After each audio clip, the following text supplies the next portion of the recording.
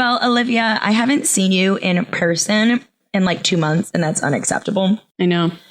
So I need some updates about like what you're reading, what you're watching, what you're like doing. I mean, I know I follow you on Goodreads. So I know you're on book number like 75 or some stupid shit. Actually, that's a really good point. What book am I on now? I think so last year I had set a goal of 36 and I did not hit it. So I lowered it to 30, but I am gonna surpass that in like a week. That's from insane, now. Honestly, dude. I am. Let's see, what book number am I on? Again, I live alone. I just moved to a new city, so I also don't have a partner out here. So I very much just like have time to listen and read books. I love it. In fact, last night I like picked up this like stupid little book from Target. I was like, oh, that's going to be like an easy one. It's like a hockey romance or whatever. I was like, oh, I'll get this before I go to bed. And I laid down last night at 8 p.m. to go to sleep. No. And did you read the whole thing? I'm almost done with it. I did not go to bed until 12:30 last night because I couldn't put it down. So I'm very much like a hyperfixation person. But I am on book 25. Jesus Christ, dude. Okay, I read 25 books into the first week of April. So we are... the book that I was reading, though, was really good, was Spiral. I also have been on a really big Abby Jimenez kick. A book that just came out. It was her next book. Kind of, she doesn't do series, but she does all in the same universe. And so I read Just for the Summer, and then Say You'll Remember Me just came out like a week ago. These all sound romantic. Yes, I've been on a contemporary romance kick. I actually, after Onyx Storm and finishing that, I read Quicksilver right after that. And then I was like, okay, it's getting too predictable. I need to go into break it up a little bit. Yeah, and I love a romance. You know, we've got to believe in love still. Yeah, of course. As a single person. So I was like, okay, I'm going to go into contemporary romance. And I've been on a giant Emily Henry kick, Ashley Poston, Who was Abby the one Jimenez. that you and Jessica were talking about the other day? And Emily Henry. Okay, I thought that was it. Yes. And Emily Henry is a great, vacation read person. Yeah. She has quite a few books and great pickup, like great one book reads. She just sold her first book one of her first books to Netflix. And cute. I think it comes out in a few months. It's called Beach Read. It's really, really good. Beach Read. It has the guy who plays Coriolanus Snow in Songbirds and Snakes in it. Which I still haven't read or seen. Oh my God. I did read that immediately after Sunrise on the Reaping. So I'm so close. I'm so close to being done with Sunrise on the Reaping. So we're going to talk about that in a future episode. Yes. And I just counted. I have read, let me see here, this year so far, I have finished 1, 2, 3, 4, 5, 6 books. So look at you go. Look at that. And I'm going to be on 7 soon. So not bad, Trinidad.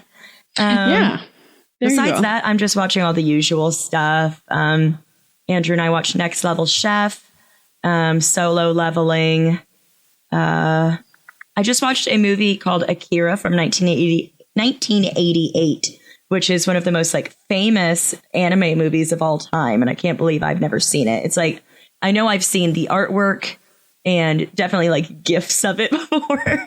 And it's like this cyberpunk action film. It reminds me a lot of Stranger Things, like kids with telekinetic powers and stuff. So I definitely think that might be where they got some Stranger Things influence from. So gonna pop that. It had that violent quality that only 80s and 90s cartoons can have. Do you know what I mean? Yeah. Where it just, the hits hit harder and you just, there's body horror at one point and we were very engaged. So I like that. I've been reading a lot, but sometimes, a girl has to go back to her roots and masturbation. Yes, totally. Not to this, though. So Netflix dropped a true crime documentary called Gone Girls, the Long Island Serial Killer, which it's a 3-episode series. I don't know how familiar you are with the Long Island Serial Killer, just in general. He was, uncaught for like 15 years. I think that it's so interesting because there are, active serial killers existing right now, right? But the way that yeah, right. But we don't really talk about them like in the same way that you would think about, like a Ted Bundy and how much it was covered back then. And a lot of the time it is kind of police don't want to stir up like fear in the community and things like that. And so they try to like downplay it and not connect these things. But the Long Island serial killer, for like as long as I can remember, was one of those like infamous serial killers in our time where nobody knew. What year was it? So I think it started in the early 2000s and he was just caught like 2 years ago. Oh, and shit. So, I'm going to have to watch this. Interesting. Yeah, I'd never heard of this before. Good. It was ignored for so long because he was going after sex workers. I hate that within the community. Gets so pushed to the side. Yeah.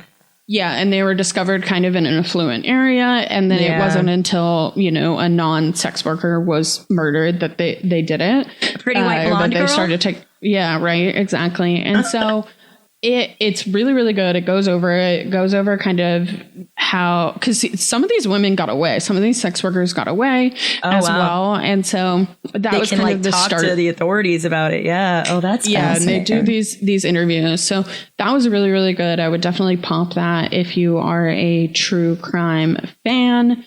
And it's been a minute. I might give it a whirl. I've also been on a big, if you have HBO Max, People Investigates has like individual episodes on like one case, and not a big People magazine reader, but their true crime stuff is actually pretty good. Interesting. And I do have HBO Max. I just haven't perused it in a minute. I need to get back on Showtime so I can finally watch Yellow Jackets and the Dexter prequel. I need to catch up. We need to start at the same time so we can talk about it. Yeah, you also need to watch White Lotus. I know. I've gotten every spoiler for White Lotus because there's so many memes and I just look it up because I wanted to know, do those two brothers ever do it? Like, I just would Google it. Like, I know. I was like, I don't want to spoil it, but spoilers for White Lotus in 3, 2, 1. Handy. Gives him a handy. Handy. Isn't a brother handy? Always great for cinema. I mean, for cinema, yeah, I guess that's true. Yeah. Real HBO special, incest. Oh, God, no. So, yeah. Well, good to catch up. I hope I see you soon. Yes, miss you. Miss you, love you. Love you too, bye.